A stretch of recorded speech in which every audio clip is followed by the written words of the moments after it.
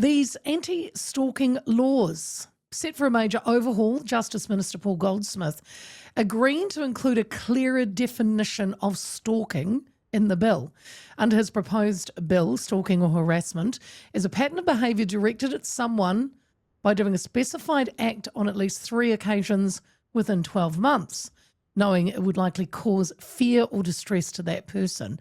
However, the Justice Select Committee has unanimously recommended this be changed to 2 specific acts within 24 months. Question mark. Got to get to that. Goldsmith says the goal is to give police better tools to step in earlier, especially when the existing laws like trespass or intimidation doesn't work or doesn't quite fit. ACT MP Leah McClure, who recently made headlines by holding up a fake nude image of herself in Parliament to highlight the issue of non-consensual image abuse, has welcomed the changes but says they still don't go far enough and is calling for urgent action on digital abuse and deep fakes, arguing the law needs to catch up with the way stalking is evolving. And it's great to have her back on the show again. Laura, good afternoon. Good afternoon, Leah. So, look, you have said this bill is a step in the right direction. You're not arguing that, but you also say it still doesn't go far enough. What more do you want to see? Yeah, look, I do think that this bill is a step in the right direction. We know that for too long, the likes of restraining orders have been pretty ineffective. So the police do need some teeth when it comes to the law to be able to actually, what would you call it? Kind of actually get to help these victims. I think that's really, really important because there are so many people that are really stressed out there that have been stalked and harassed daily. When it comes to the deep fakes, look, technology is moving so fast, rapidly. Yeah. Every day things are moving faster than we can keep up, and our laws are behind the times, and we cannot honestly do things fast enough when it comes to this space. So I believe that we need to look at more than just what is stalking and harassment, and look at the other forms of abuse that are out there, and deepfakes is one of them. Well, that kind of makes sense, doesn't it? Because you are right. I mean, I looked at it and you want to include doxing. And for those that don't know what that is, that's when someone searches for and publishes private information, say about you, or identifies you, a particular individual on the internet, typically with malicious intent. And you've also talked about GPS tracking. Now, that's not going to be covered in this proposal, is it? This is a select committee recommendations that they have put through to the House to hopefully accept around the stalking legislation. It's not so much in my deepfake proposal, but I do think that those are really good intended issues, and they are ways in which people are using the likes of technology in order to harass and manipulate people. So I'm pretty happy to see that those are included, and I do hope that the House does accept them. The Minister so far has indicated that he is going to accept those changes, and I think that's a really good step in the right direction. I don't know how you interpret this, Laura, but Minister Goldsmith proposed stalking as doing a specific act on at least 3 occasions within 12 months. Mm-hmm. However, the Justice Select Committee unanimously recommended this be changed to 2 specific acts within 24 months. Am I just not reading this right, or is it not clicking with me? That sounds like they've stretched it out. How do you have stretched it out. I think on balance, the submissions that were coming through from victims and from people that have been stalked or harassed felt that actually the 3 counts within the 12-month period wasn't going to be enough, and that actually police do know when they can establish that pattern of behaviour. So it's not just a one-off kind of incident that might, catch somebody in one of these situations. It's that pattern of behaviour that's kind of ongoing, and they believe that the best way for this to actually be effective is to see those incidences happen within the 2-year period, and only 2 of them. So look, I'm right behind that, and I do support it. I do accept that there could be potential challenges with that.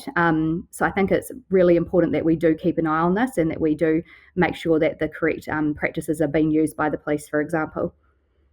Yeah, well, that's interesting too. How confident are you that the police and the courts will actually have the tools. They like to use those words, tools, but the training really to enforce this properly, because that in the past that's where some victims have felt, they've gone to the police and said, this person is following me, is texting me, is getting into my socials, and in the past the police haven't really quite they don't know how to approach it or handle it.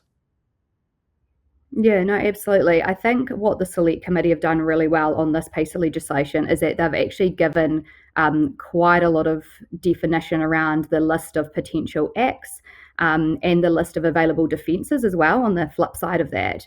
And they've made it really clear. So when things are nice and clear, nice and easy, and there's a good framework in place, it makes it pretty simple for the police to actually go out and know where their boundaries are and know how to do their job. So I do see the concern there, but I actually think that the Select Committee's done really good work on this, and it seems to be a nice piece of framework in order to keep people safe from this kind of harassment. Under the bill, Laura, police, well, the way I saw it, police can warn a stalker about their behaviour without telling the victim first. So I would have thought it was vital that the victim was notified if police are contacting their stalker, because couldn't that make the situation worse? Look, potentially. I mean, there may be cases in which the police have been notified by another member of the public, and it might be that they, don't want to cause any additional harm or stress. But I do hear you on that. I do think that if I was being stalked and I potentially didn't know about it, I'd like to get notification of what was happening. But I do understand that the seriousness potentially of some of these situations that police could get alerted to, that it may actually be protecting the victim. So I do think that we can trust the police to make the right decision in that case when it comes to our own safety. Have you ever been stalked, Laura? Like even in your role, you're a public figure.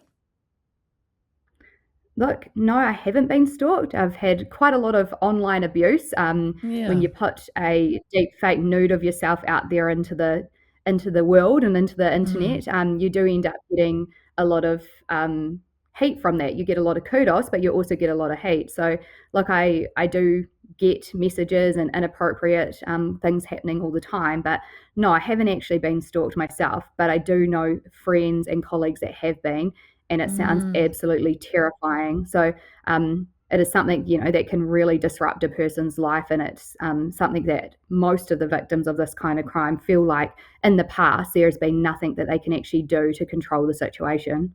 Yeah. Yeah, it would be terrible. There's advocate group Aotearoa Free from Stalking claims the proposed law still leaves a loophole.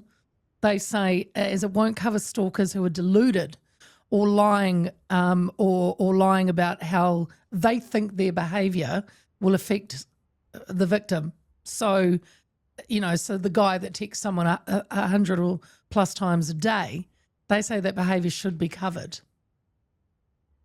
Yeah, look, I think I definitely get their concern, and that we always get worried when there could be grey areas or loopholes.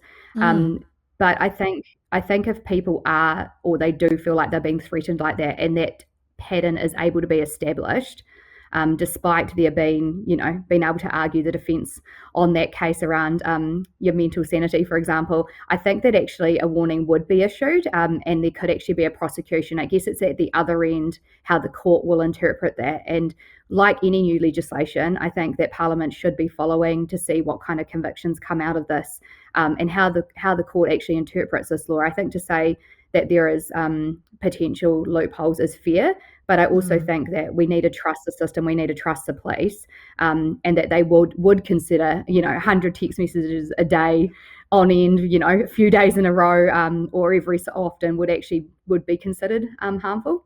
So yeah, I think there are concerns. I get that, but look, we are going to be far better off than we have been before. And I think this is a really good starting point. We just need to look to the future about in that digital space, how things will continue and how we can cover ourselves with the likes of the deepfakes. I thought this was a good addition, enabling the disposal of any intimate visual recordings possessed by a person that's convicted of the new stalking and harassment offence. So I think it's very important the stalker has no visual recordings of their victim.